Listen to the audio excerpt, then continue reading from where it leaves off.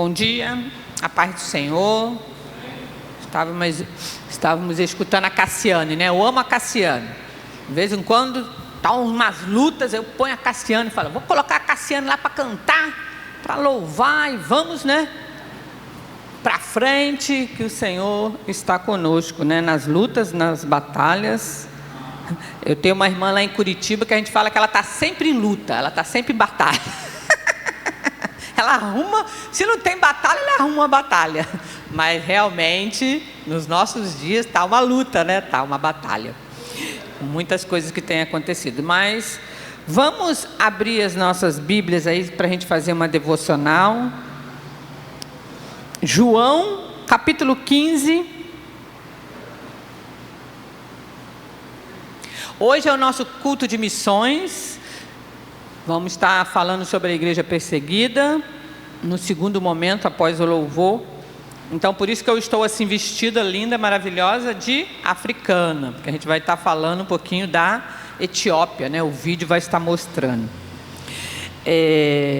João 15, do verso 13 ao verso 19.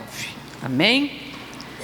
João 15. Gente, esse João 15 começa com a videira e os ramos, mas a gente vai ler a partir do 13. Ninguém tem maior amor do que este de dar a alguém a própria vida em favor dos seus amigos. Vós sois meus amigos, se fazeis o que eu vos mando. Já não vos chamo servos, porque o servo não sabe o que faz o seu senhor. Mas tenho-vos chamado amigos, porque tudo quanto ouvi de meu Pai, vos tenho dado a conhecer. Não foste vós que me escolhestes a mim, pelo contrário, eu vos escolhi a vós outros e vos designei para que vades e dei fruto, e o vosso fruto permaneça, a fim de que tudo quanto pedires ao Pai em meu nome, Ele vô-lo conceda. Isto vos mando, que vos amei uns aos outros. Se o mundo vos odeia, sabei que primeiro do que a vós outros, me odiou a mim. Se vós fosseis do mundo, o mundo amaria o que era seu. Como todavia não sois do mundo, pelo contrário, dele vos escolhi, por isso o mundo vos odeia, né? Esse versículo fala sobre a perseguição, né? Você vai ser odiado. Quando alguém chegar para você e falar, nossa, alguém me odiou só porque eu falei que eu oro, que eu leio a Bíblia. Gente, Jesus já falava aqui em João. Você vai ser odiado. As pessoas vão, né, ficar zoando você, mas, né, ele também foi. Então, isso não é novidade. E aí, por isso que hoje nós vamos estar lembrando dos nossos irmãos que estão sendo perseguidos pelo mundo. Tá bom? Então, vamos fechar nossos olhos, vamos orar. Temos 2 motivos de oração agora no iniciozinho.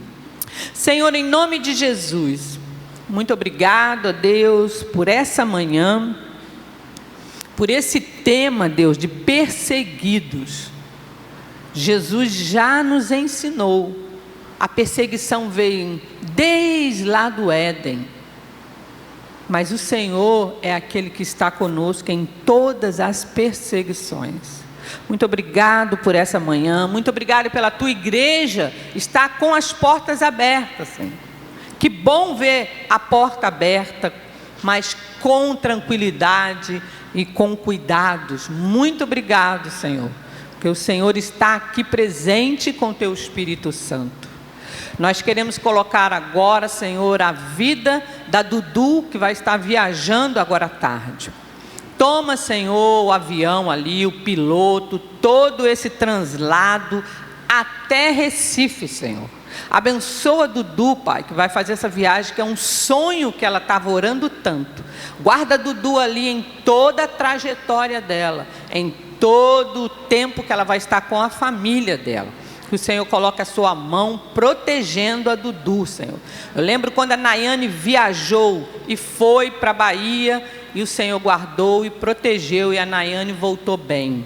Ó Senhor, faça a mesma coisa com a Dudu. Nós oramos, ó Deus, nessa manhã. Oramos também ali pelo abrigo Cristo Redentor, Arlete compartilhando. Senhor, em nome de Jesus, toma aquele abrigo diante de Ti, a nova coordenação, Senhor. Ó Espírito de Deus, são os idosos que ali estão, que carecem, Senhor, de uma boa coordenadora ou um coordenador. Toma a vida da Arlete, dê paciência, dê graça ao coração da Arlete, todos que ali estão, que são luz, que são evangélicos, que creem no Teu Evangelho, que precisam iluminar aquele Cristo Redentor ali, aquele abrigo de idosos.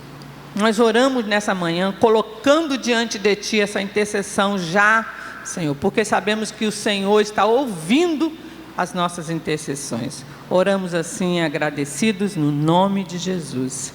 Amém. Amém? Louvor.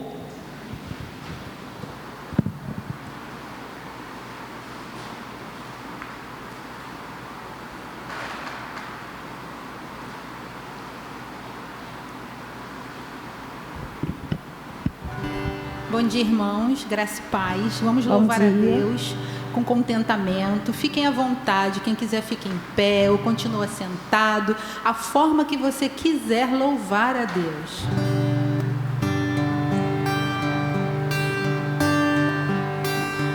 Há um doce Espírito aqui, e eu sei que é o Espírito de Deus.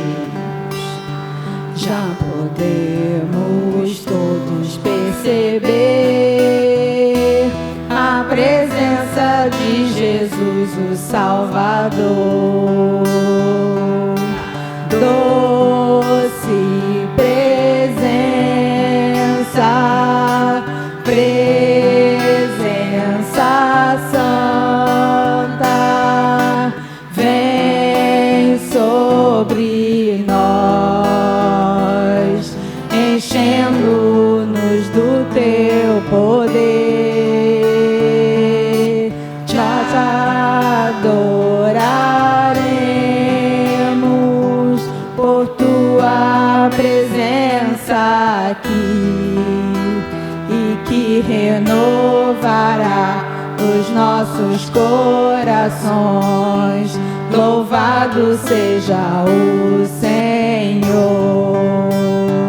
Se te achas sábio ao invés, estás débil, oprimido e sem vigor, rende-te à presença do Senhor, e o Espírito te encherá de amor. Doce presença, presença santa, vem sobre nós, enchendo-nos do Teu poder.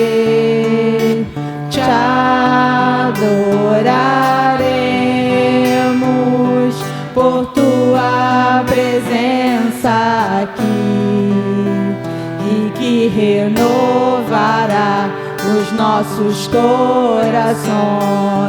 Louvado seja o Senhor, e que renovará os nossos corações. Louvado seja o Senhor. Amém, Senhor. Amém.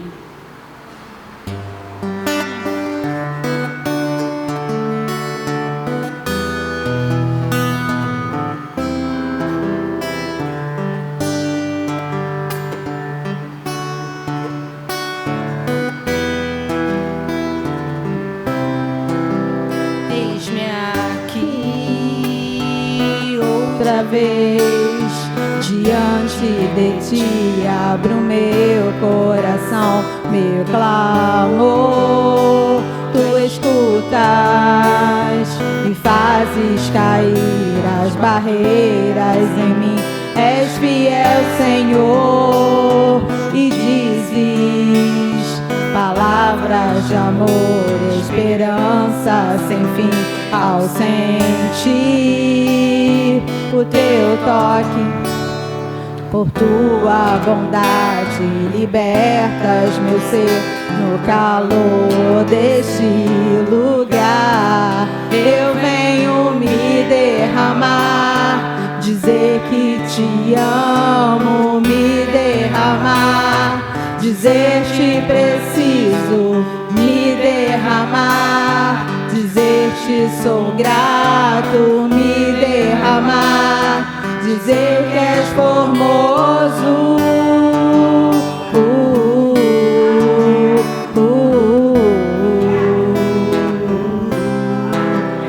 Eis-me aqui outra vez, diante de ti abro meu coração, meu clamor. Tu escutas e fazes cair as barreiras em mim. És fiel, Senhor, e dizes palavras de amor, esperança sem fim. Ao sentir o teu toque, por tua bondade libertas meu ser no calor deste lugar. Eu venho me derramar, dizer que te amo, me derramar, dizer te preciso, me derramar, dizer te sou grato, me derramar, dizer que és formoso, me derramar, dizer que te amo, me derramar, dizer te preciso, me derramar, dizer te sou grato, me derramar, dizer que és formoso.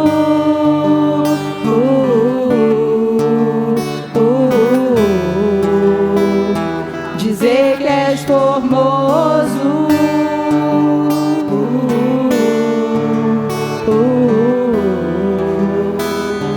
Dizer que és formoso.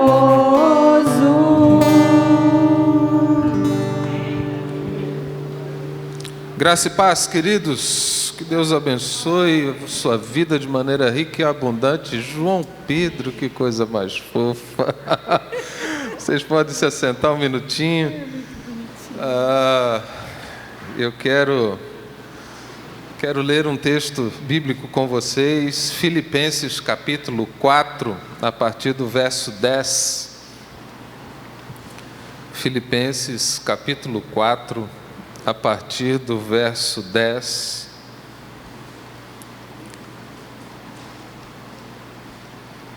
Hoje é um domingo missionário, é o DIP, o domingo da igreja perseguida. E eu quero ler esse texto com vocês, Filipenses capítulo 4, a partir do verso 10. Alegrei-me sobremaneira no Senhor, porque agora, uma vez mais, renovastes a meu favor o vosso cuidado, o qual também já tinhais antes, mas vos faltava oportunidade. Digo isso não por causa da pobreza, porque aprendi a viver contente em toda e qualquer situação. Tanto sei estar humilhado, como também ser honrado. De tudo, em todas as circunstâncias, já tenho experiência, tanto de fartura como de fome, assim de abundância como de escassez. Tudo posso naquele que me fortalece. Todavia fizestes bem, associando-vos na minha tribulação. E sabeis também vós, ó Filipenses, que no início do Evangelho, quando parti da Macedônia, nenhuma igreja se associou comigo no tocante a dar e receber, senão unicamente vós outros. Porque até para Tessalônica mandastes não somente uma vez, mas duas, o bastante para as minhas necessidades.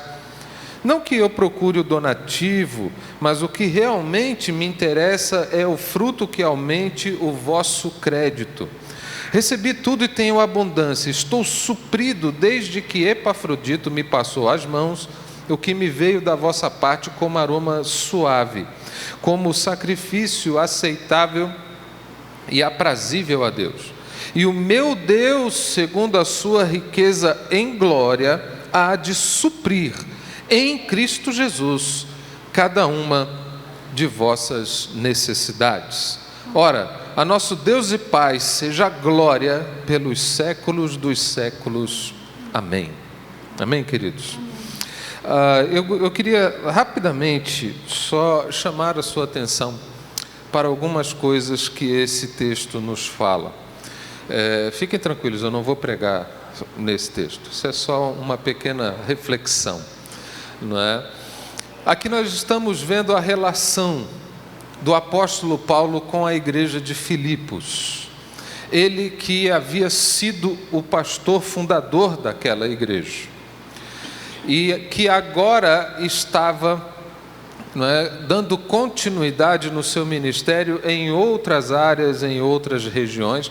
Entretanto, aquela igreja manteve com ele um compromisso, e é um compromisso financeiro, um compromisso material, não é? Aquela igreja manteve aquele compromisso, aquela responsabilidade com Paulo, onde quer que ele estivesse. E ele fala que ele recebeu, não apenas uma vez, mas várias vezes, ofertas que aquela igreja encaminhou para ele. E nesse específico momento, quando essa oferta chega para ele, ela chega em uma boa hora, não é? Não poderia haver um tempo tão perfeito, tão bom como aquele momento que Paulo estava precisando. Aquela oferta chega num momento de grande necessidade dele, tanto é que ele diz assim, eu não digo isso por causa da pobreza, não é, que ele estava enfrentando, não é? Eu não digo isso por causa da pobreza, porque eu aprendi a viver contente em toda e qualquer situação. Ele sabia tanto ter em abundância quanto em escassez. Ele já estava treinado. Não era necessariamente por conta da situação que ele estava vivendo naquele momento, não é, que ele estava se alegrando, mas se alegrando por ver, não por conta da necessidade, mas por ver o amor daqueles irmãos, não é, a disponibilidade daqueles irmãos em continuar fiéis, não é, nas suas contribuições para que o ministério do apóstolo pudesse ter continuidade. E queridos, esse também é um sentimento do qual eu compartilho. Eu falava ainda há pouco com o Carlão, a gente entrou ali, Carlão é tesoureiro da nossa igreja, né? A gente entrou ali no gabinete, eu tinha uma porção de documentos contábeis para assinar. Não é? Vocês estão pensando que ser pastor é só vir aqui e pregar para vocês e aconselhar essas coisas. Tem toda uma parte administrativa que a gente tem que fazer também, não é? Então eu estava lá, fiquei ali, né, uns 15 minutos, só assinando um monte de documentos que precisavam ser assinados. E aí eu perguntei assim para ele, Carlão, e aí, como é que vão as finanças da igreja? Né? De vez em quando eu faço essa pergunta assim para ele. Aí ele me disse assim, pastor, eu quero dizer uma coisa para você. Quando começou esse negócio de pandemia, eu fiquei assustado. Eu falei, eu também. Acho que quem que não ficou? Não é? Dadas todas as incertezas, não é, que esse momento trouxe, a recessão, não é, empresas fechando, enfim, quem que não ficou preocupado? Todos nós ficamos. Mas ele disse assim, graças a Deus, nós conseguimos nos manter estáveis nesse tempo todo. Não é? A gente percebeu assim, dificuldade, por um lado, em relação a alguns irmãos que tiveram dificuldade com as suas contribuições, por outro lado, outros, não é, tiveram a disponibilidade ainda de ofertar mais. Então, no final das contas, né, a gente, assim, gente, não está sobrando dinheiro, nós não estamos nadando em rios de dinheiro, não é nada disso, não é? Mas a gente tem conseguido, louvado seja o Senhor, cumprir esses compromissos, e é isso, essa é a alegria de Paulo, de ver a fidelidade dos irmãos, mesmo em meio às situações difíceis. É isso que alegrava o coração dele. Mesmo em meio às lutas, aqueles irmãos mantiveram ali a sua, não apenas a sua fidelidade, mas a sua disponibilidade, o seu despreendimento, a sua generosidade, não é, de maneira contínua. Isso trouxe muita alegria, não é, para a vida do apóstolo. E aí no verso 17 ele diz assim: não que eu procure o donativo, mas o que realmente me interessa é o fruto que aumente o vosso crédito. Não é? Porque aquilo que os irmãos estavam fazendo, como Paulo recebia e entendia isso? No verso 18 ele diz assim: eu recebi tudo e tenho abundância, estou suprido. Ou seja, o problema dele também foi resolvido. Mas o que veio às mãos de Paulo por intermédio da igreja de Filipos veio como aroma suave, como um sacrifício aceitável e aprazível a Deus. Esse é o crédito que ele buscava que aqueles irmãos tivessem. Que na atitude daqueles irmãos, Deus estivesse sendo louvado e glorificado, e o crédito desses irmãos, no sentido de serem pessoas que amam e temem a Deus, que esse crédito aumentasse. E aí Paulo, ele finaliza no verso 19 com algo que eu acho fantástico. Por isso que lá ele fala assim: nenhuma igreja se associou comigo no que diz respeito a dar e receber, não é? Aí a gente pensa assim: mas a igreja deu, como é que ela recebe? Ela recebe aqui, verso 19: e o meu Deus, segundo a sua riqueza em glória, há de suprir em Cristo Jesus cada uma das vossas necessidades. A igreja abençoa e é abençoada pelo Senhor, que supre e cuida das necessidades dela. E eu ainda falava com o Carlão que durante essa pandemia, membros de nossa igreja conseguiram emprego, melhoraram a sua renda. É completamente paradoxal, né? É completamente, parece que é o inverso, né? Era para a coisa desgringolar e ficar ruim, não é? Pelo contrário, ela melhora na vida de alguns dos nossos irmãos, e nós nos alegramos com isso, porque vemos a bênção de Deus sobre a vida deles. E amados, eu quero dizer para vocês uma coisa: o quão grato eu sou a Deus pela vida de cada um de vocês. Como eu sou agradecido a Deus por tudo que Ele tem feito na vida de vocês e através da vida de vocês. Como eu sou grato a Deus pela vida dessa igreja que tem conseguido manter as suas contribuições com os missionários em dia, com essa igreja que mesmo em tempos difíceis tem cumprido com o seu papel, porque você tem feito parte dessa história. E a minha oração é a mesma oração do apóstolo: que o meu Deus supra em Cristo Jesus cada uma das suas necessidades. Que Ele cuide de você e que Ele cuide de nós todos como igreja. Amém? E eu estou dando essa palavra de gratidão e também de oração para que Deus te abençoe, porque esse é o momento que nós vamos dedicar ao Senhor os nossos dízimos e ofertas.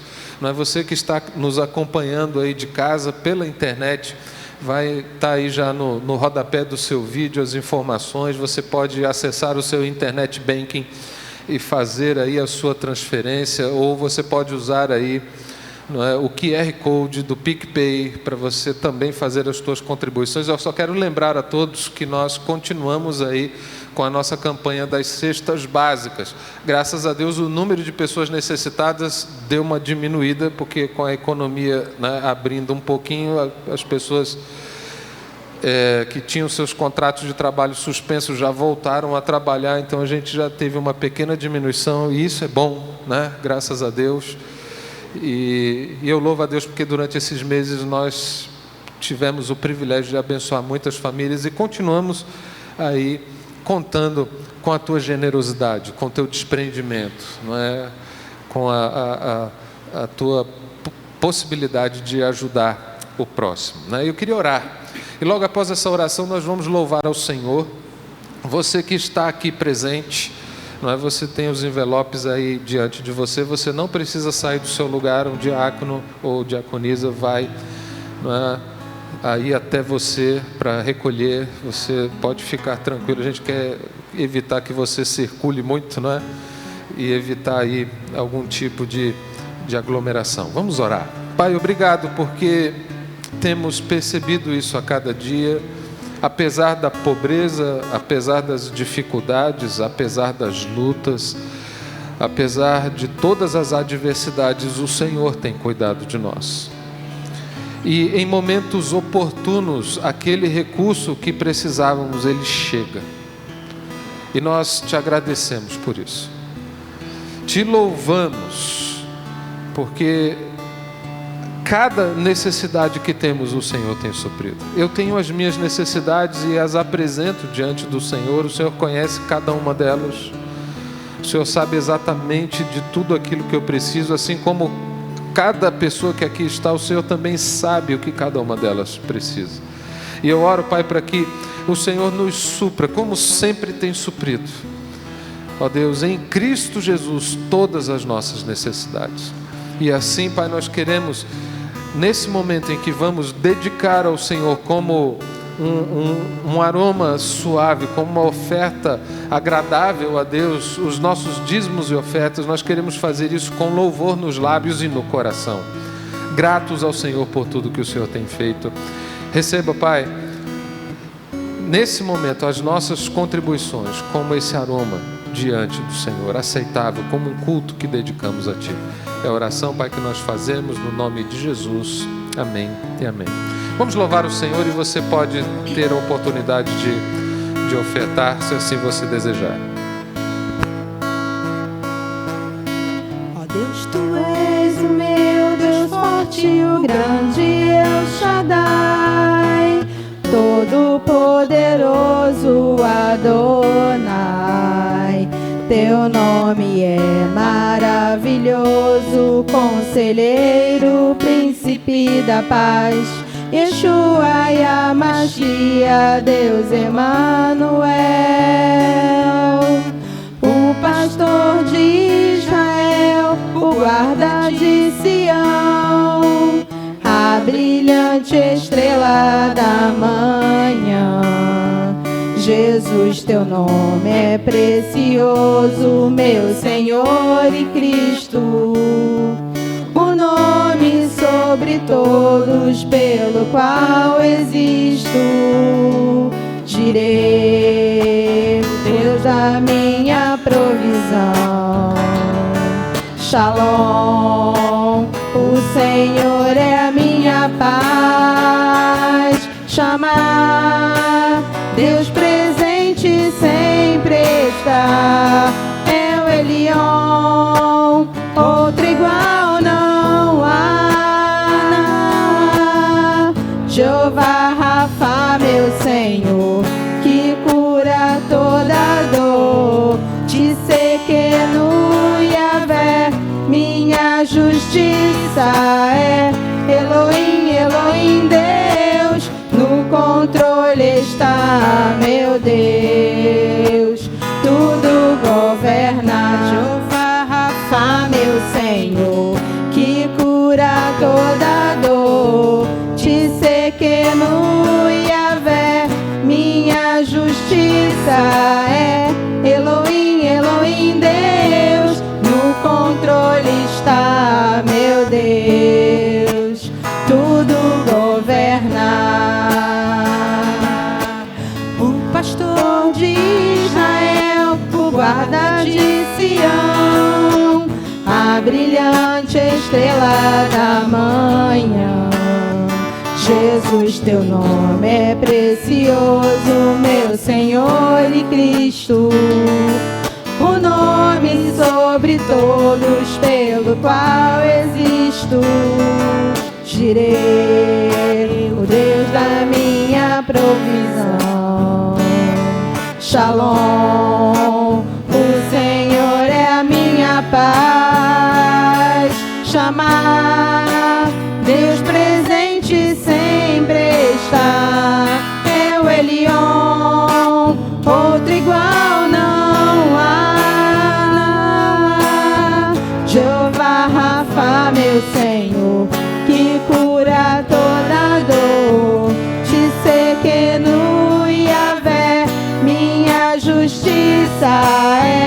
Elohim, Elohim, Deus, no controle está, meu Deus. Tudo governa, Jeová Rafa, meu Senhor, que cura toda dor. Tsequenu Yahvé, minha justiça é. Elohim, Elohim, Deus, no controle está, meu Deus. Tudo governa,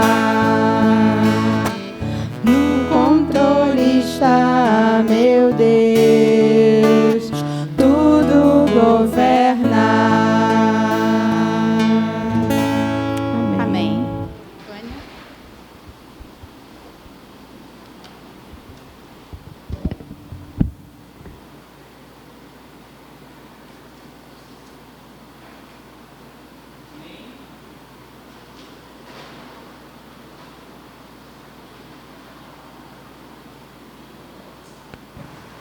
Amém?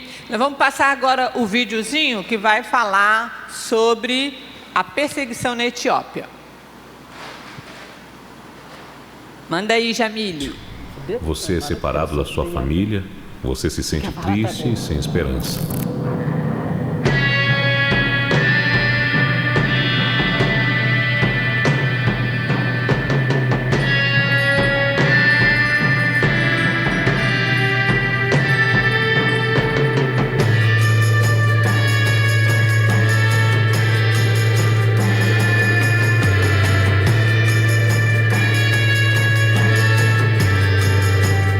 A Etiópia é um destino popular entre turistas que são atraídos pelas montanhas, vales e diversas paisagens bonitas.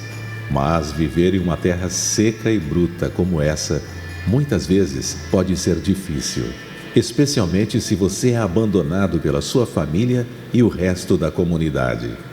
Isso aconteceu com Khalid. Ele nasceu em uma família muçulmana, mas encontrou a Jesus e se converteu. É muito difícil para um muçulmano vir a Cristo, porque no islamismo é pregado que Jesus é somente um homem e no cristianismo ele é o Senhor. Eu mesmo acreditava que o cristianismo era uma grande mentira, porque ele não pode ser Deus e homem ao mesmo tempo. Como pode um Deus vir à Terra, nascer como homem e nos salvar? Por que ele não poderia nos salvar do céu? Meus parentes são muçulmanos e oram 5 vezes ao dia. Quando entendi quem é Jesus e o aceitei como Senhor e Salvador, parei de orar com eles. Então fui acusado de profanar a cultura, a tradição, a família e a fé. Eles me negaram comida e abrigo e me expulsaram de casa e até me ameaçaram de morte. Graças aos cristãos daquela área, eu sobrevivi. Eu me senti mal por muito tempo, mas fiz amizades com os cristãos da área, que me acolheram, me alimentaram e me deram abrigo. Na África, se a sua família abandona você, é muito difícil sobreviver sozinho. O que me fortaleceu foi a palavra de Deus, que fala: eu não te abandonarei. Com isso em mente, deixei tudo para trás, mesmo que isso me trouxesse certa infelicidade. Khalid se casou e mudou para um lugar seguro para ele e sua família. Seus amigos cristãos os ajudaram. Muita coisa mudou. Muita coisa mudou. Khalid é um dos muitos cristãos do leste da África que a Portas Abertas ajuda. Quando são abandonados pela família, muitos enfrentam desafios para sobreviver. Mas o nosso suporte ajuda a mantê-los firmes. No dia 13 de setembro, uniremos nossas vozes em um só clamor pelos cristãos ex-muçulmanos no Domingo da Igreja Perseguida. Inscreva-se e participe. www.portasabertas.org.br/DIP. Amém? Então nós já temos feito, esse momento de informação dessa agência missionária chamada Portas Abertas, que eles fazem esse trabalho com os muçulmanos que sofrem perseguições, né? Nós estamos sofrendo um momento difícil na humanidade, mas tem cristãos sofrendo já há muito tempo outras perseguições, outras formas, né, de dificuldade. E nós vemos o quanto que essa agência missionária faz esse trabalho maravilhoso. Você fala de Jesus, a pessoa se converte, e aí? A família não quer saber mais da pessoa, né? E aí tem que cuidar dessa pessoa. Então, as igrejas no mundo, porque não é só no Brasil, no mundo, assumem esse compromisso de estar contribuindo e ajudando, né, a abençoar. Pega uma pessoa dessa, um homem desse, aceita Jesus e a vida dele é totalmente transformada. Ele casa, né? Você viu ali, ó, Sofiazinha. Casou, teve filhos, né? Porque daí eles gostam de ter filhos, e vão vivendo a vida deles, né, de forma com Jesus, o que não era possível. A família tira eles de casa, né? Não querem saber mais. Então é realmente uma situação difícil. E nós estamos aqui para fazer o quê? Apoiar, orar, né? E, se possível, contribuir. Por isso que nós somos a igreja no mundo que contribui, ajude, e Portas Abertas está fazendo esse trabalho. Então, esse momento agora, o nosso conselho missionário, ele tem esse desafio de orar, né, de interceder e de informar como igreja. Então, eu queria que você ficasse de pé e nós estivéssemos assim orando. Você que está em casa também colocasse, né, agora o seu momento de intercessão por esses povos e principalmente pela Etiópia, né, pelo Khalid ali, que está vivendo uma nova vida com Cristo, né? Senhor, em nome de Jesus, nós estamos aqui na nossa igreja, no bairro de Gianópolis, Senhor. Somos um pedacinho da Tua igreja espalhado pela face da terra, Senhor. Às vezes a gente olha para nós e vemos uma igreja tão pequena, mas diante dos Teus olhos é uma igreja grande, porque o Senhor é um Deus grande, Pai. Na grandeza do Teu amor, como nós cantamos, Senhor, Tu és o nosso Jeová Rafá, Deus da provisão, Elohim, é o Deus da paz. Tu és o nosso Deus forte. Por isso que nós estamos aqui orando por esse país ali na Etiópia, Senhor. É um país pobre, super pobre. E nós estamos aqui reclamando de ter que andar a pé, ou de fazer isso ou aquilo, mas nós estamos numa cidade grande e eles lá são tão humildes, tem nada desenvolvido ali, tem lugares e cidades que não tem nada, Senhor. E aqueles que são muçulmanos, é um país que é muçulmano, Pai. E aí é muito mais difícil, Senhor. Mas nesse momento eu oro por essa agência missionária, Portas Abertas, Senhor. Como nós já temos orado na terça-feira, não há portas fechadas para o Senhor. O Senhor é o Deus que abre toda e qualquer porta, Pai. Não há barreira para o Deus Todo-Poderoso. Por isso nós oramos pelos pastores que ali estão, pelas famílias que ali estão, Senhor. Sofrem perseguição, Senhor. Sofrem por não ter dinheiro, por não poder servir ao Senhor de forma aberta. Olha a liberdade que nós temos, ó Deus. Graças te damos, porque nós abrimos a Bíblia e nós podemos ler a Bíblia. Oramos, Senhor, por todos aqueles que contribuem, Senhor, para a tradução da Bíblia. Oramos pela vida da Thaís, Senhor, que tem um coração para traduzir a Bíblia para povos não alcançados. Ó Deus, em nome de Jesus, que a nossa igreja aqui possa crescer mais nessa contribuição da oração e das finanças, Deus. Ajuda-nos, Senhor. Dê-nos ousadia e intrepidez. Ajuda-nos a ter um coração contribuinte, Senhor, para com esses povos que nada têm. Por isso que nós apresentamos aqui, Senhor, a imagem, para ficar forte no nosso coração e para estarmos indo fazendo alguma coisa de forma mais concreta, Deus, em oração, em contribuição, e como a Sofia foi o ano passado ali para a Tanzânia, Senhor, para o Quênia, ela foi, Senhor, aquela equipe foi, Senhor. A nossa agenda está nas tuas mãos, que o Senhor coordene cada vez mais. Essa é a nossa oração, Senhor, nesse momento de culto, Pai, apresentando diante de Ti, no momento difícil que a humanidade está passando. Assim, continuamos e não paramos de pensar naqueles que são perseguidos, em nome de Jesus. Amém?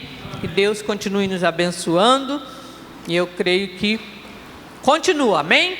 A igreja não pode parar, não parou e vai continuar avançando em nome de Jesus, amém? Amém. Você pode se sentar. Abra sua Bíblia comigo no Evangelho de João capítulo 15. Nós não combinamos não, tá? É coisa de Deus. Evangelho de João capítulo 15.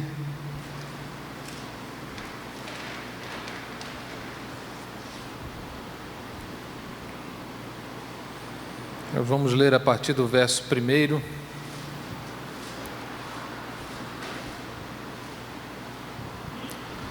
Que diz assim, Evangelho de João capítulo 15, a partir do verso 1. Eu sou a videira verdadeira e meu Pai é o agricultor. Todo ramo que, estando em mim, não der fruto, ele o corta, e todo que dá fruto, limpa, para que produza mais fruto ainda.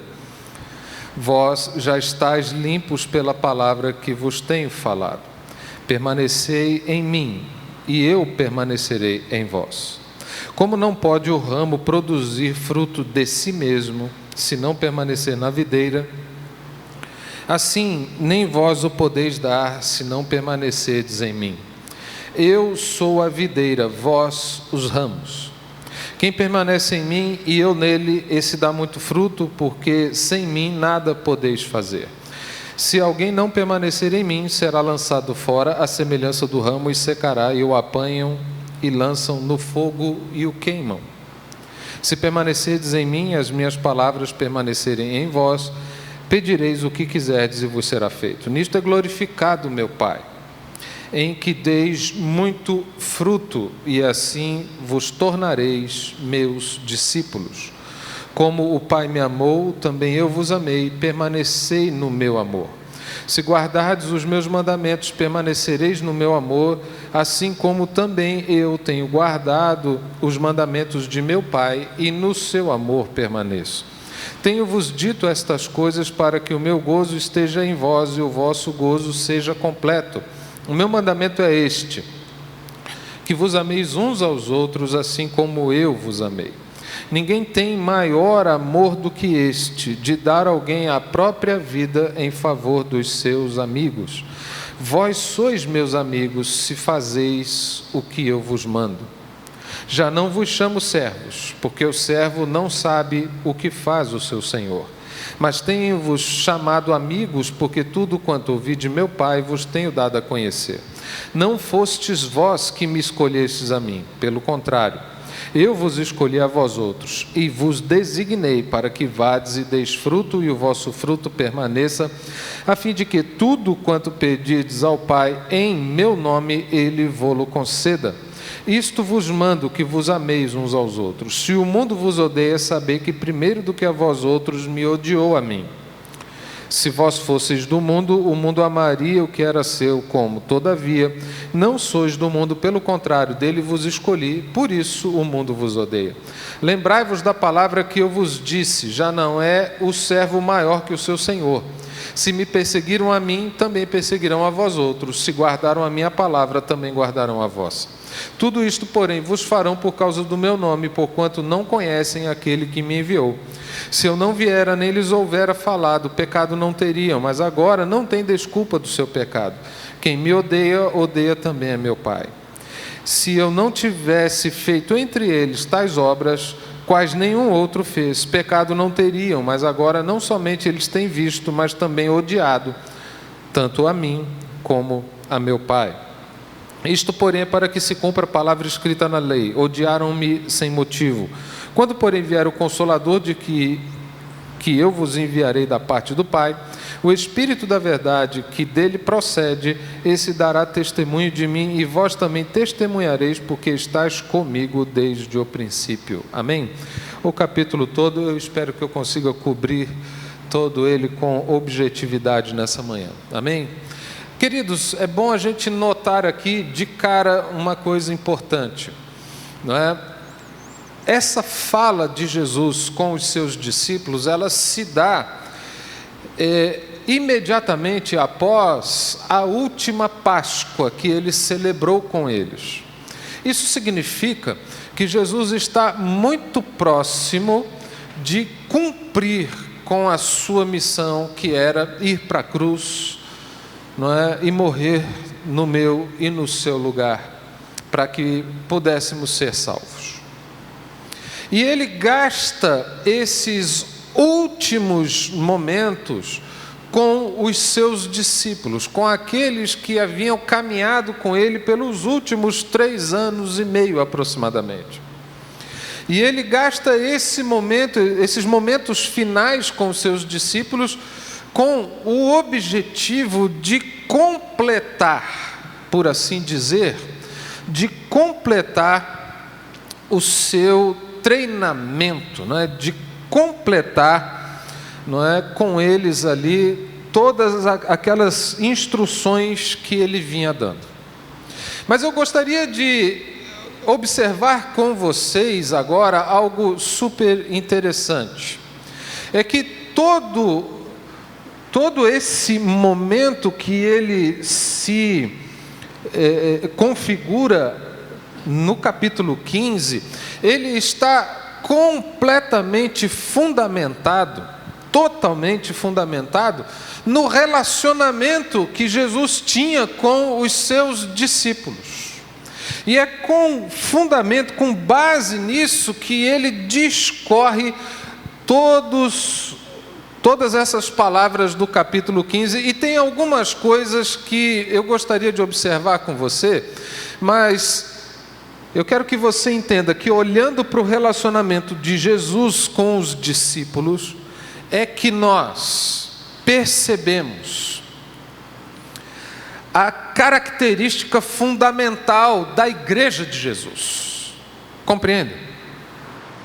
É aí que nós percebemos como é caracterizada a própria igreja do Senhor Jesus. E quando nós olhamos para isso, a gente observa aqui comigo, queria que você observasse comigo o verso 8, que ele diz assim: nisto é glorificado o meu Pai, em que deis muito fruto, e assim vos tornareis meus discípulos. Aqui nós encontramos a razão de ser igreja, a razão de nós, como pessoas que fomos alcançadas pelo Evangelho de Jesus e passamos a nos relacionar com Ele, nós encontramos aqui a razão disso, e a razão de ser igreja é a glória de Deus. Essa é a grande razão. Nós somos filhos e filhas de Deus, nós somos igreja para a glória de Deus, para que o nome de Deus seja glorificado. Nós jamais podemos perder essa perspectiva, sabe por quê? Porque, como seres egoístas que somos, nós temos a rápida tendência e a habilidade de fazer com que todas as coisas orbitem em torno de nós, ou seja, tudo gira em função de você. Nós temos essa tendência, não é verdade? Nós pensamos que tudo é por minha causa, é para o meu benefício, é para a minha alegria, é para o meu prazer. Até dizem aí os estudiosos da psique humana que tudo que o homem faz, direto ou indiretamente, ele faz para a sua própria felicidade. Então, é bom perceber o fundamento disso, que nós temos a tendência de querer ser o Sol, não é? Por que eu digo o Sol? Porque todos os outros planetas vivem em função dele, né? Orbitam, né, em função dele. E nós queremos ser meio que o Sol de todas as coisas e achamos que na nossa relação com Deus não é diferente. Tanto é que na prática você pode observar algumas coisas. Quando é a campanha da bênção, a campanha da prosperidade, a campanha de não sei o quê, como é que ficam as igrejas por aí? Assim, ó. Por quê? Porque está em torno do quê? Daquilo que você precisa, daquilo que você quer. E Deus é um coadjuvante, é alguém que está, não é, apenas fazendo parte dessa história para tornar você uma pessoa satisfeita, feliz e realizada. Mas nós nos esquecemos que a grande razão de ser igreja é a glória de Deus. E como é que Deus é glorificado? A Bíblia diz que nós fomos escolhidos em Cristo Jesus para as boas obras, as quais Deus de antemão preparou para que vivêssemos nelas. Um outro trecho da Escritura diz assim, né? Para que os homens vejam as suas boas obras e glorifiquem ao vosso Deus e Pai. Ou seja, quando nós entramos em contato com Jesus, quando nós entregamos nossa vida a Ele, nós somos transformados em novas criaturas. Não é isso que a Bíblia diz? Que aquele que está em Cristo é nova criatura, as coisas velhas se passam, eis que tudo se fez novo.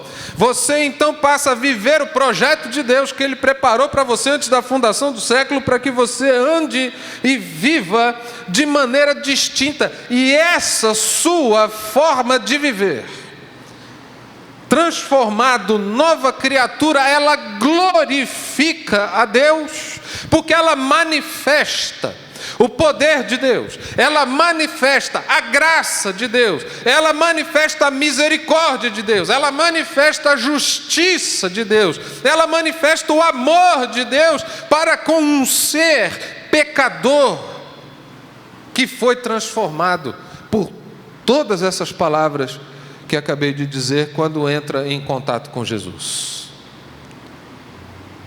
A razão de nos relacionarmos com Ele, a razão de sermos igreja é a glória de Deus. É por isso que o verso diz: nisto é glorificado meu Pai, em que deis muito fruto. E eu vou falar um pouquinho daqui a pouco sobre isso, não é? Mas quando a gente fala de fruto, a gente já se lembra de Gálatas capítulo 5, a partir do verso 16, que fala ali do fruto do Espírito. Esse fruto do Espírito, ele tem várias características: bondade, longanimidade, amor, domínio próprio, né? E vários outros ali, não é? Esse é o fruto manifesto na vida daquele que anda com Jesus.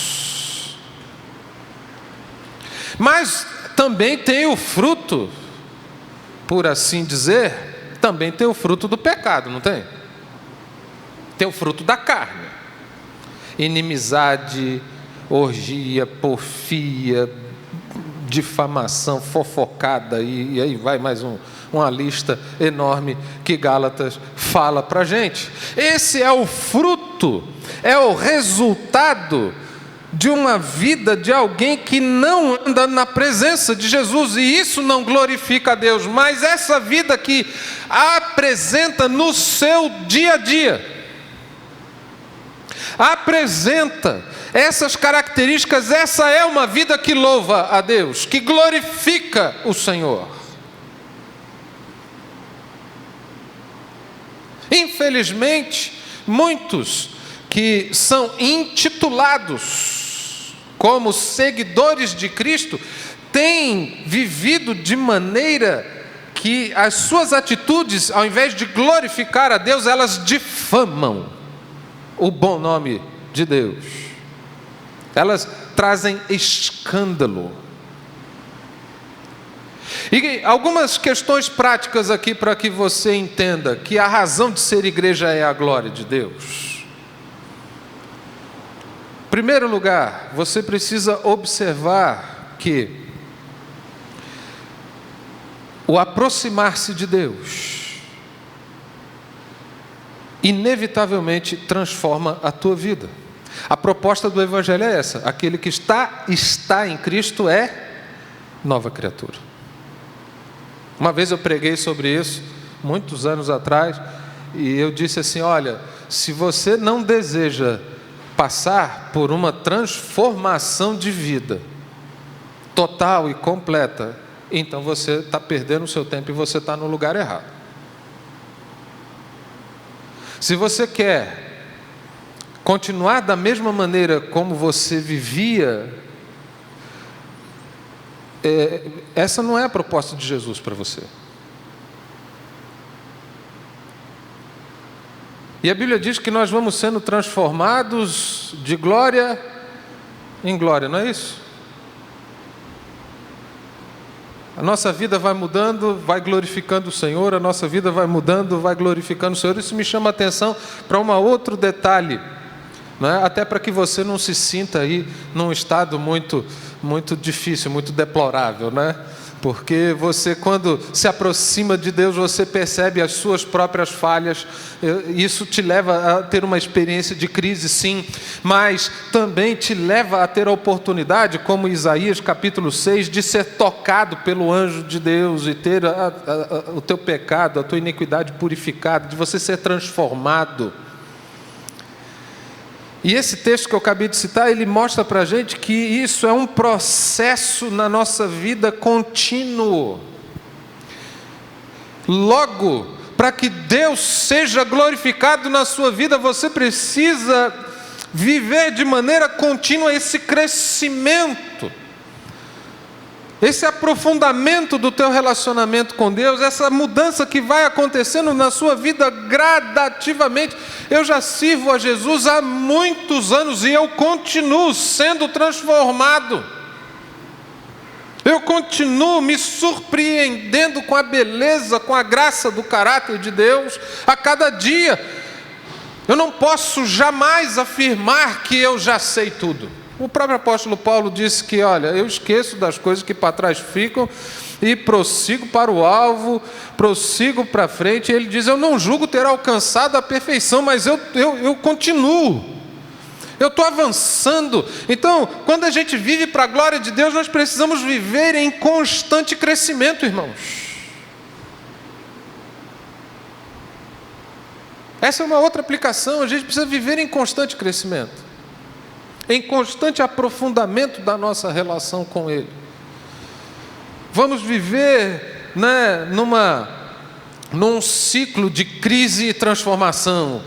Crise e transformação. Crise porque quando você se depara com a santidade de Deus, o teu pecado é revelado. E aí você se arrepende e Ele vem, toca na sua vida, te purifica. Crise e transformação. Você vai vivendo assim. E à medida que você vai vivendo assim, é de glória em glória que você vai sendo transformado e glorificando o nome de Deus. Então nunca se esqueça que o fato de você ser filho e filha de Deus, de você ser igreja, é a glória de Deus. Amém? É a glória de Deus. Uma outra coisa, deixa eu continuar aqui, porque senão eu não consigo, eu só estou aqui cobrindo um verso. Jesus, ele começa esse texto dizendo outra coisa muito forte. Ele diz assim: eu sou a videira verdadeira e meu pai é o agricultor. Essa figura da videira no Antigo Testamento foi usada em diversos momentos por diversos profetas para caracterizar Israel como a videira que Deus havia plantado. E quando alguém planta uma videira, o que ele espera dessa videira?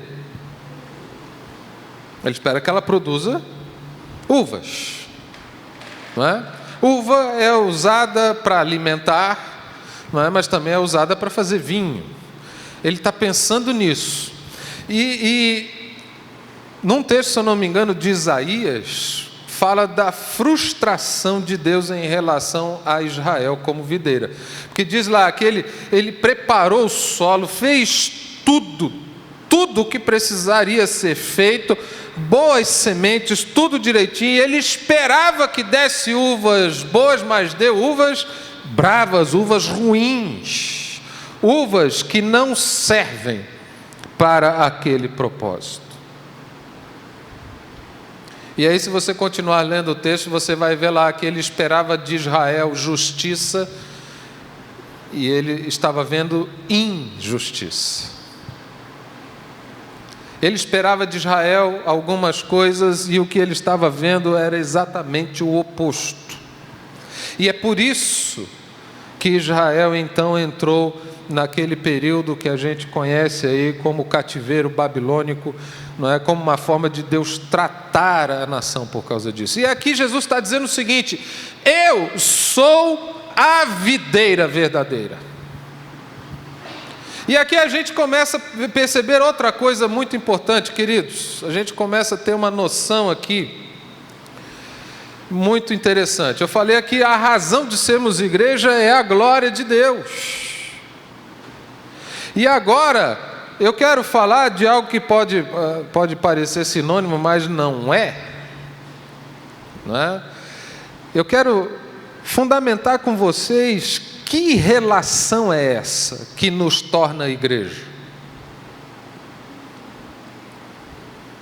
Jesus, ele diz que ele é a videira, não mais Israel, no conceito de povo, no conceito de nação.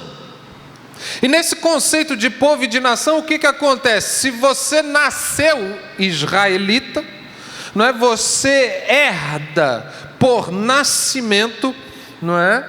Todas aquelas promessas, você já cresce dentro de uma cultura que busca a Deus, em tese, não é?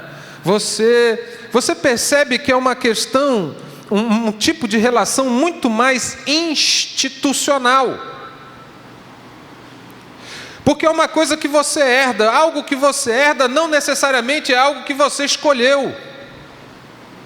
Uma coisa que você aprende desde pequeno não necessariamente é algo que você deseja.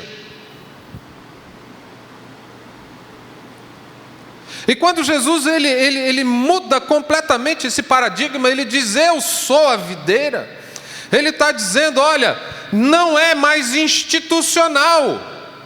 A relação com Deus agora não é mais institucional, não é mais nacionalizada, não é mais alguma coisa estritamente política, não é alguma coisa cultural, tampouco não é mais apenas algo que você subentende de maneira religiosa.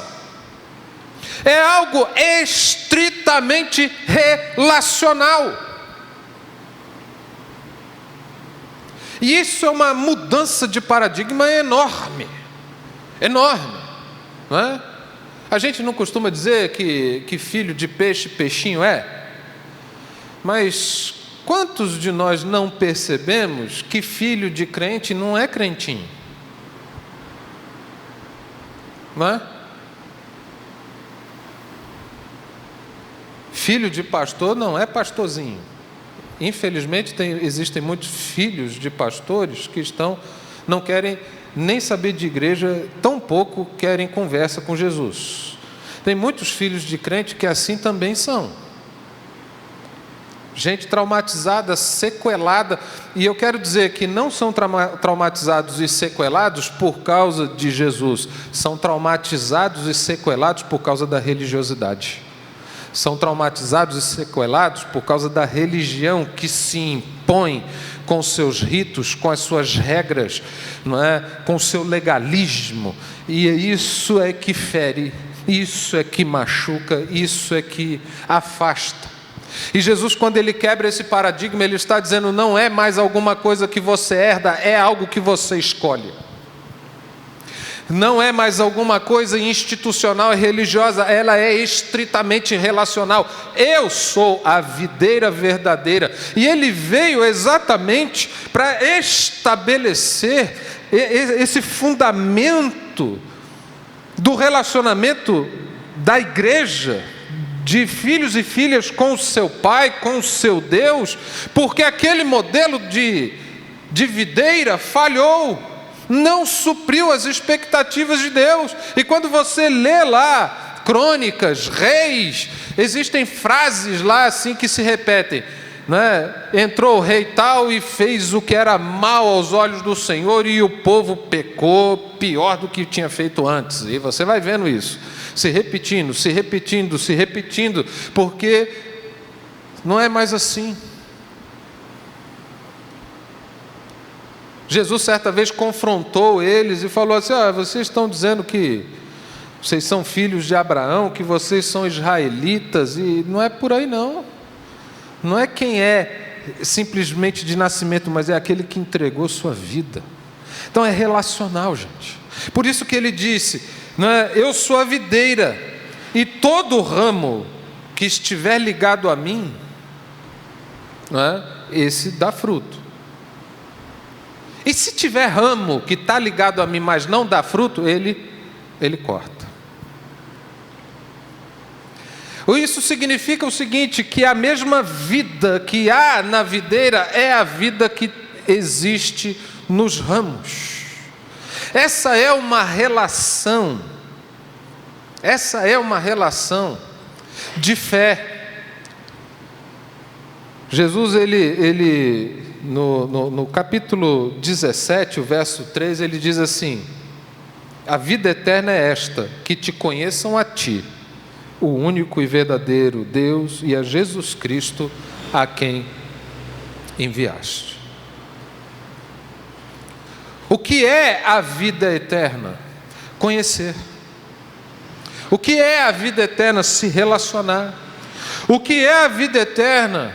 Se aproximar deste que muda a nossa história, que nos ama como somos, mas se recusa a permitir que continuemos da mesma maneira. É relacional, não é ritual, não é algo afeito às regras da religião, que, diga-se de passagem, se você for ler o Novo Testamento, você vai ver que Jesus combateu escribas e fariseus o tempo inteiro. Ele não dava moral para essa gente. Ele dizia: vocês me honram com a boca, mas o coração está longe. Vocês são hipócritas. E ele combateu isso o tempo inteiro, exatamente porque aquele tipo de religiosidade estava destituído de um relacionamento íntimo e transformador com Deus. Jesus está dizendo: eu sou a videira. Eu sou a videira.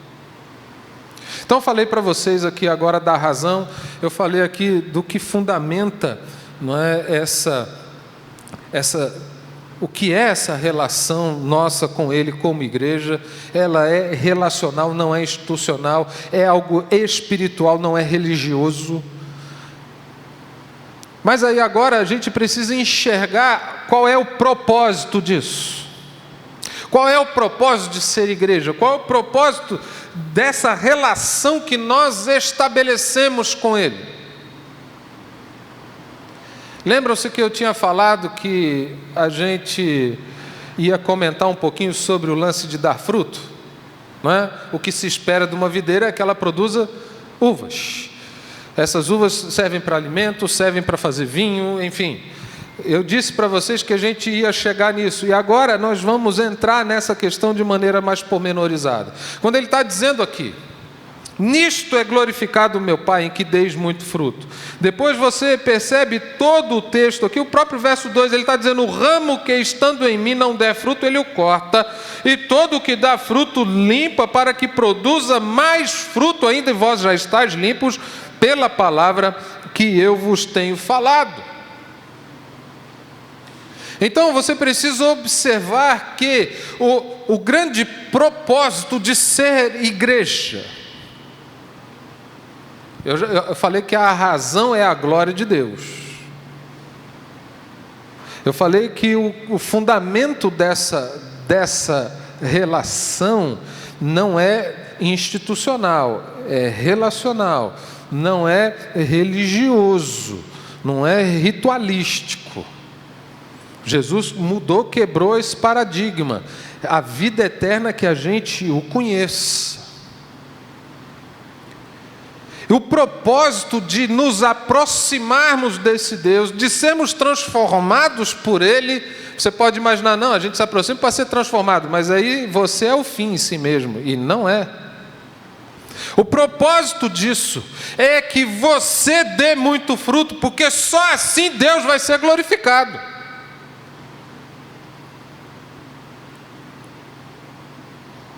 E aqui nós precisamos entender, eu já mencionei isso, não quero repetir, mas esse fruto tem, o primeiro aspecto dele é o aspecto dessa vida vivida no Espírito, porque Gálatas diz, andai no Espírito e não satisfareis os desejos da carne, não é isso?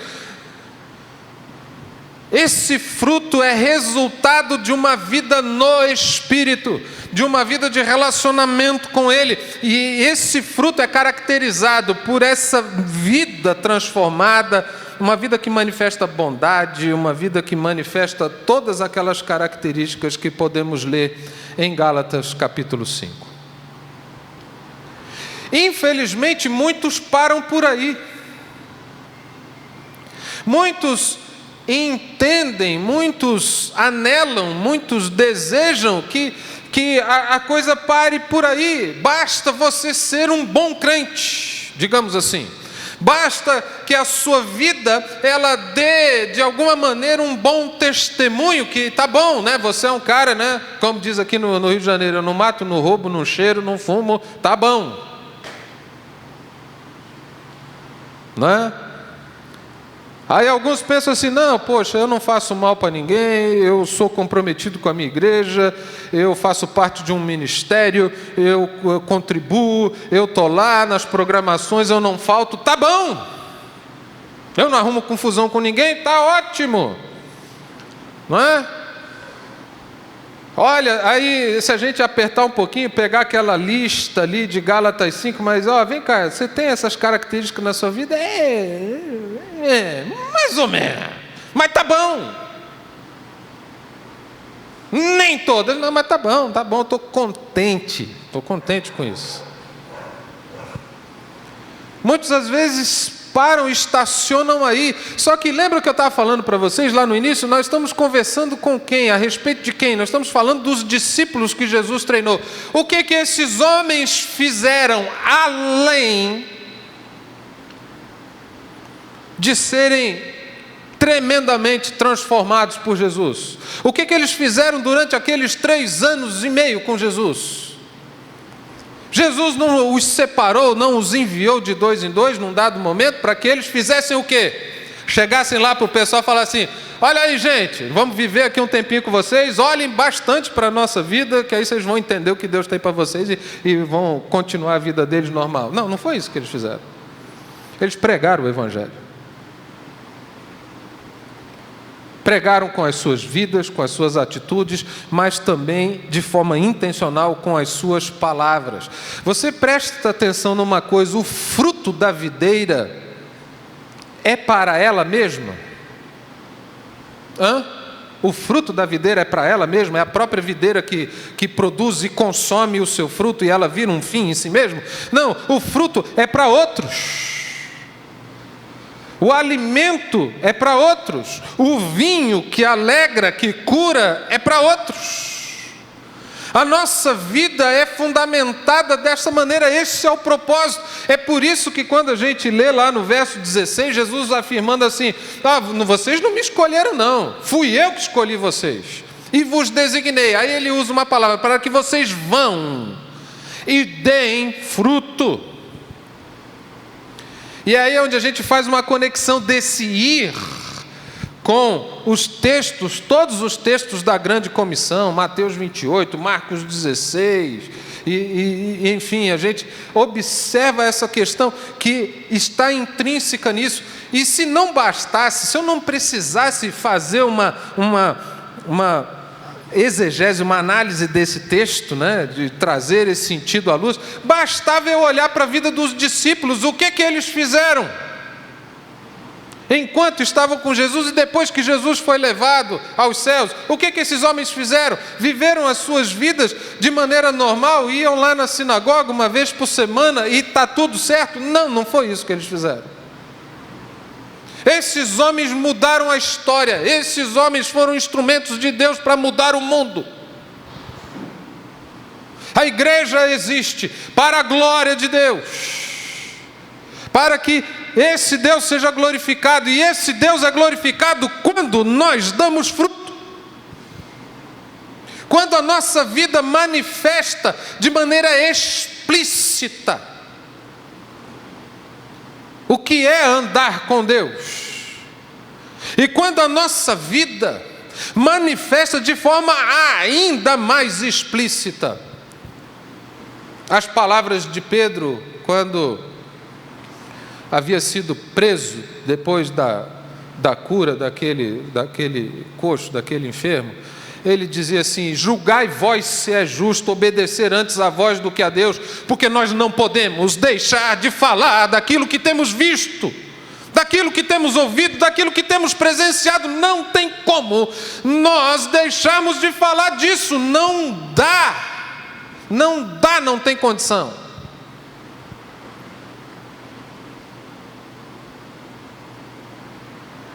Mesmo sob ameaça, não se dobrou.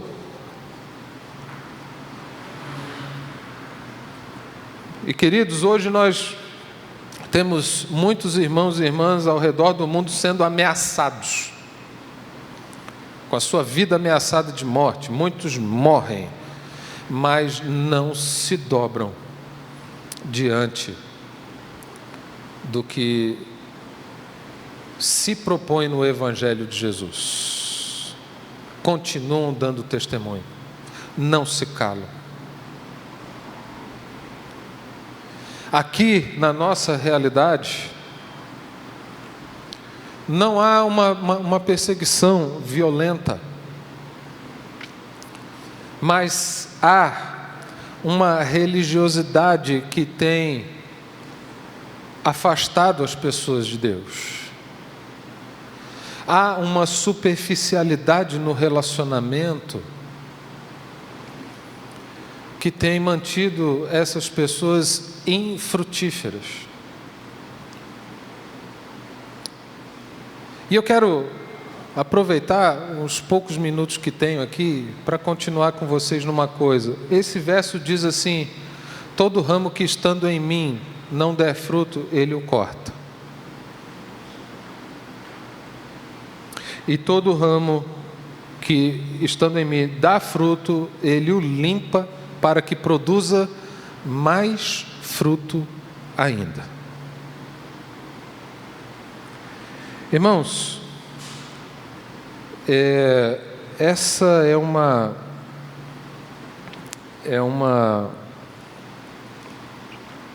é um assunto delicado, que muitas vezes a turma não gosta de tocar muito nesse assunto. Deus é tão comprometido com a glória dele. Deus é tão comprometido com a ideia que ele tem, com o projeto que ele tem a respeito da igreja dele, que ele exerce disciplina nessa igreja.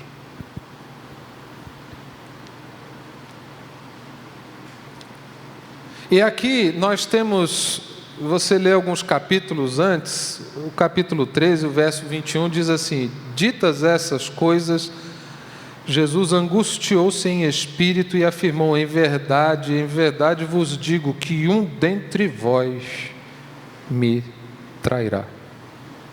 Ele está falando de Judas.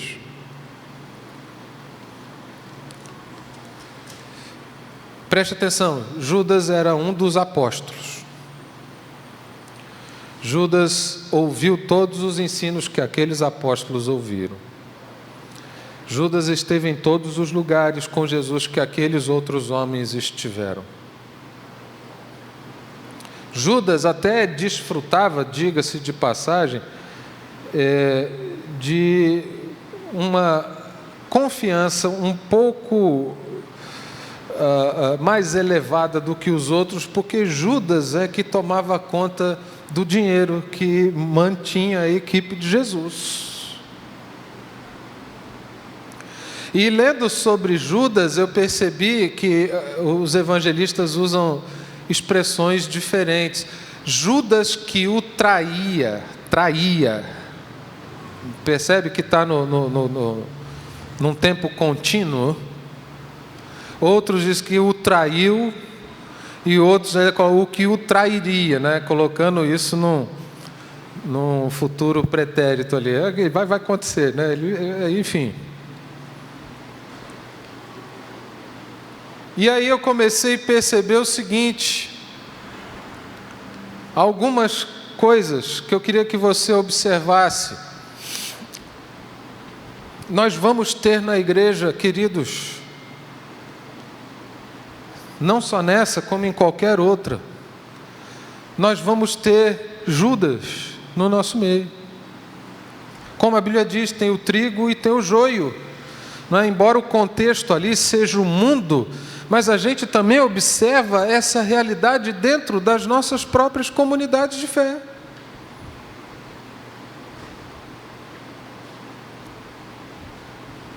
E Jesus sabia disso. E aí, quando eu olho para essa questão, eu observo claramente que dentro da igreja tem gente que precisa de salvação. Quando eu olho para isso, percebo claramente que não importa se a pessoa tem um cargo, se ela é um apóstolo, se ela é pastor, se ela é presbítero, se ela canta no louvor, se ela faz alguma coisa, se ela é assídua, se ela sempre está presente, isso não garante o nome dela escrito no livro da vida. Não mesmo. Isso me mostra que igreja não é, em tese, ela não é aquela comunidade dos perfeitos, como muitos às vezes querem transformá-la no clube dos iguais, dos que se gostam, dos que são afeitos um ao outro, dos que têm as mesmas preferências. E diga-se de passagem, nós somos tão egoístas ao ponto de nos cercar de pessoas que nós gostamos apenas. Sim ou não? E aí o problema é querer transformar a igreja nisso, e a igreja não é isso. E ainda vou assustar vocês mais ainda. É necessário que essa gente esteja no nosso meio.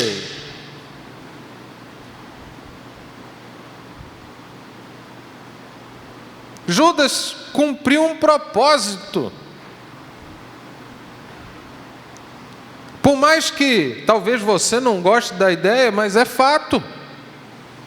O apóstolo Paulo, quando escreve aos Coríntios, ele disse: olha, é até bom que tenham divisões no meio de vocês, para que os aprovados sejam evidenciados.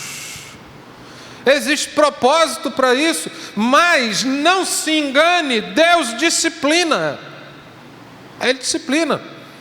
E o Judas é esse ramo que, estando ligado em Jesus, não produz os frutos, ele é cortado.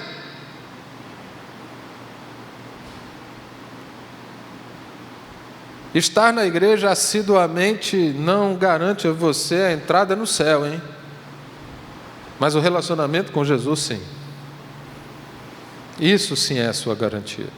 Uma vida que demonstra que você tem andado próximo dele, porque você vai sendo transformado, isso sim é sinal de que a tua presença nos céus está garantida. E Jesus exerce essa disciplina. E às vezes quando ele disciplina a igreja, todo mundo fica chocado, né? Meu Deus, que horror!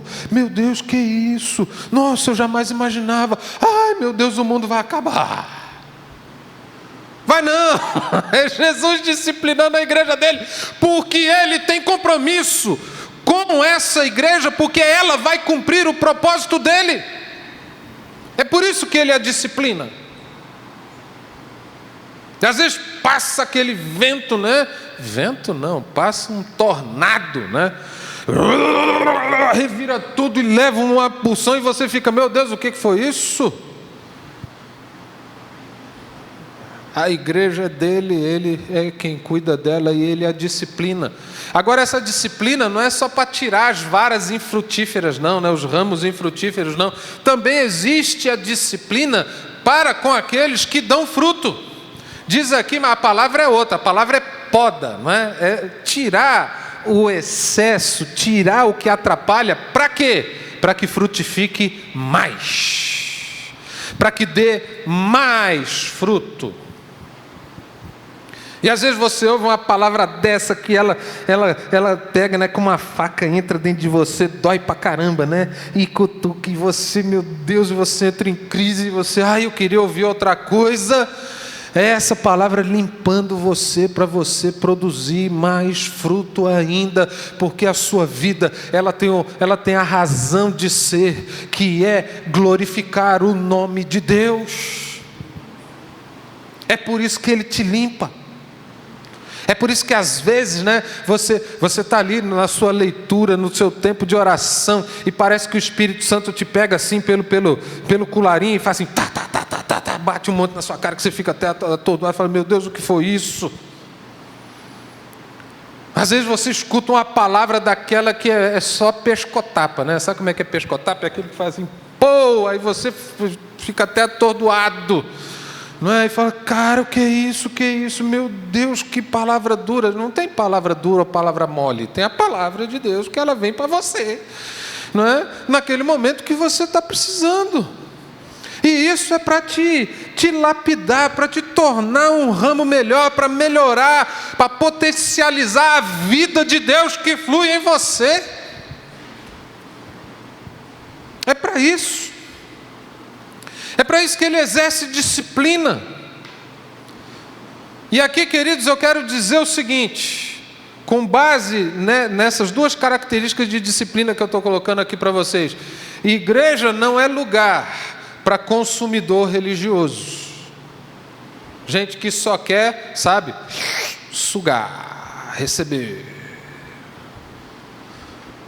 Porque não diz respeito a você, diz respeito à glória dele. É inadmissível estar ligado à videira e não produzir fruto. Inadmissível, na ótica de Deus isso não é possível. Assim também como, na ótica de Deus, a mediocridade na produção de frutos também não é admissível. É por isso que Ele nos disciplina, né? É por isso que Ele poda, porque Ele quer que você dê mais fruto ainda, que a sua vida seja cada vez mais transformada, e que mediante essa transformação da sua vida, você não se cale diante de tudo que você tem vivido, que você tem experimentado com Deus na sua vida. Pedro não podia se calar. Os apóstolos não se calaram, mesmo sob ameaça de morte, mesmo tendo sido mortos, alguns deles, não se calaram porque não tinha como deixar de falar de tudo que tinham experimentado com Deus. Não tem como.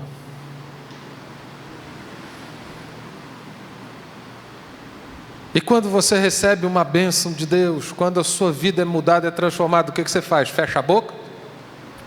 Vira o 007? Vira o espião secreto? Que mais ninguém sabe de nada, não. Você põe a boca no trombone, não é não? Você fala para todo mundo.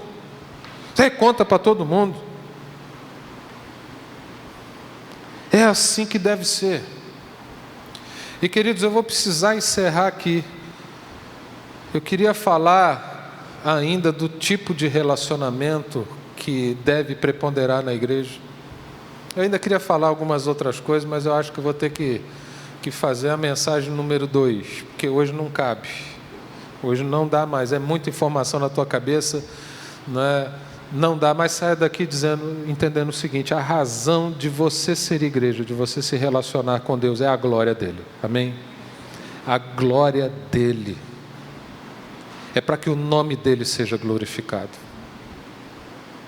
O fundamento desse teu relacionamento com Jesus não é a religião, não é a instituição, não é a tradição. Alguém uma vez disse que o problema não é a tradição, porque a tradição é a fé viva daqueles que morreram e o tradicionalismo é a fé morta dos que vivem. Não é? De maneira que tradição não é ruim. Tradicionalismo, sim. Mas assim, o nosso relacionamento com Deus não é com base na tradição. O nosso relacionamento com Deus não é com base na religião. O nosso relacionamento com Deus não é com base, com fundamento nos ritos. Não é com base numa instituição. A questão com Ele é relacional. É paterna, é pai e filho. É uma relação de vida, porque a mesma vida que existe na videira existe nos ramos. Essa é a vida abundante, essa vida eterna, que é conhecer a esse Deus. Entenda isso. Entenda isso. E por fim, perceba, a tua vida é para a glória de Deus, a tua relação com Ele é pessoal, é íntima, mas também perceba que o propósito da tua relação com Ele é que você dê fruto, é que a sua vida seja transformada, e através da sua vida outras pessoas possam se alegrar com o fruto da videira, o fruto que foi produzido nos ramos, o fruto que foi produzido na sua vida, que Ele traga alegria para aqueles que estão entristecidos, que Ele traga vida para aqueles que estão mortos no pecado, que aquilo que Deus tem feito na sua vida sirva para abençoar o outro. Amém? Se você guardar essas coisas, eu já me dou por feliz e satisfeito com a mensagem de hoje. Eu queria te pedir que você se coloque de pé. Eu quero orar com você. E eu me comprometo de domingo, no próximo domingo que eu estiver pregando aqui, aí eu termino ele, porque senão você fica assim, poxa, ficou faltando alguma coisa. E ficou de fato, não é? Mas aí a gente termina depois, porque hoje não dá mais, senão daqui a um pouco a bateria da câmera corta a gente. Pai, obrigado, Senhor, por esse tempo tão precioso na Tua presença. Obrigado por essa palavra que nos revela o que é ser igreja de fato e de verdade. E igreja não é esse prédio, não é a denominação que nós fazemos parte, uma igreja congregacional. Igreja são essas pessoas que ouviram o chamado de Jesus e se aproximaram dele. E pelo fato de terem se aproximado desse Jesus, foram transformadas, foram feitas novas criaturas. Pelo fato de se terem aproximado dele, elas foram tão transformadas que isso se tornou evidente para todas as pessoas que as conhecem. E porque elas experimentaram tanto amor, tanta graça, tanta misericórdia, elas não sabem falar de outra coisa a não ser desse Deus maravilhoso que elas tanto amam, que elas tanto servem. Isso é a igreja, cumprindo o seu papel, a sua função. Isso é a igreja que glorifica a Deus. Isso é a igreja que se relaciona de maneira pessoal e íntima e não religiosa com Ele. Isso é a igreja que dá fruto. Frutos que glorificam a Deus. Frutos que são evidentes e servem às pessoas que estão com fome e sede de Deus. A uva mata a fome, a uva também pode saciar a sede. E eu oro, Pai, para que em nome de Jesus, nós como igreja nos portemos dessa maneira, por todos os nossos dias, por toda a nossa existência, e que toda a nossa vida seja a grande manifestação da Tua graça e da Tua bondade. É a oração, Pai, que nós fazemos, agradecidos no nome e por amor do Teu Filho amado Jesus. Amém, amém. Chama o grupo de louvor e nós vamos encerrar aqui com um louvor. Enquanto elas vão ajeitando ali Só uma informação, nós vamos, nesse primeiro momento, continuar apenas com os cultos presenciais no domingo pela manhã, ok? Quando a gente sentir mais segurança, aí a gente vai retornando com as demais atividades. Você vai receber aí, terça-feira, um recorte das mensagens que já foram pregadas, que é um devocional para você. A escola dominical continua domingo às 9 horas da manhã, também online. E participe aí da nossa campanha de 21 dias de oração e leitura da palavra. A gente está perturbando vocês todo dia com um vídeo lá, para vocês não esquecerem, para vocês orarem, vai ser uma bênção. Amém? Vamos lá. É verdade. Tem uma fofa aqui, vem cá. Distância do braço, assim, ó. Roberta está fazendo aniversário hoje. Que coisa boa demais. E como nós somos gratos a Deus pela vida dela, não é? Roberta, ela não sabe disso, não é? Mas aqui tem duas pessoas na igreja que o sorriso delas me cativa muito. A primeira é a tia Isa. Tia Isa chega para mim, pastor, e sorri, eu já digo, perdi. Pode pedir o que for que eu perdi, não é? E depois é o sorriso dessa moça aqui, que eu gosto demais. Esse sorriso nos cativa tanto, ela com a sua princesa Sofia. E nós queremos orar pela vida dela, amém? Pai, obrigado, porque o Senhor deu para a Roberta mais um ano de vida e nós celebramos isso. Esse ano que se passou não foi fácil, talvez esse ano que estamos tendo agora tem sido um dos mais difíceis, mas isso não a impede de sorrir, porque o Senhor é a alegria dela. E nós nos alegramos com essa tua filha. E oramos, Pai, para que as mais ricas bênçãos de Deus sejam derramadas sobre ela cada dia. Abençoa essa tua filha de maneira abundante. É o que nós pedimos no nome de Jesus. Amém e amém. Eu sei que você está com vontade depois de abraçar, de apertar, de dar uma mordida nela, mas não faça isso não, tá? Enquanto a gente não estiver seguro, não precisamos manter esse distanciamento social. Vamos louvar o Senhor.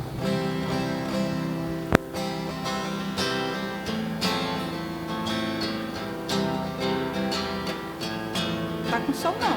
Por tudo que tens feito, por tudo que vais fazer, por tuas promessas e tudo que és, eu quero te agradecer com todo o meu ser. Te agradeço, meu Senhor. Te agradeço, meu Senhor. Te agradeço, meu Senhor. Te agradeço, meu Senhor. Te agradeço por me libertar e salvar, por ter morrido em meu lugar. Te agradeço, Jesus, te agradeço. Eu te agradeço, te agradeço.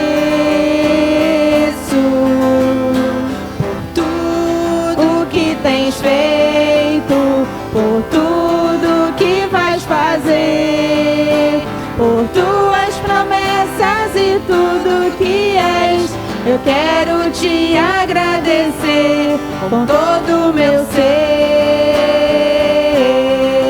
Te agradeço, meu Senhor. Te agradeço, meu Senhor.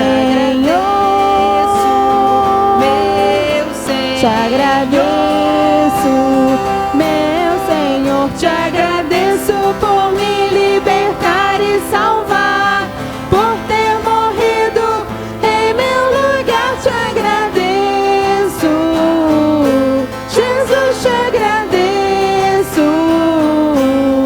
Eu te agradeço,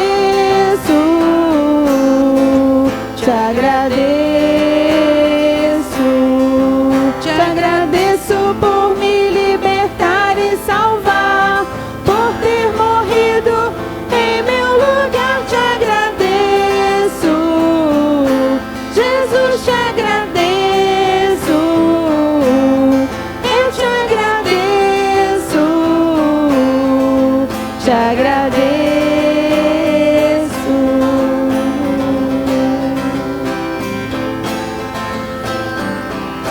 Que o amor de Deus, o nosso Pai, que a graça do nosso Senhor e Salvador Jesus Cristo, que o poder e o consolo do Espírito Santo esteja sobre toda a igreja e sobre todo o povo de Deus espalhado pela face da terra.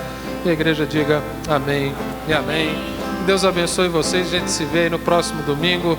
Fiquem com Deus e protejam-se.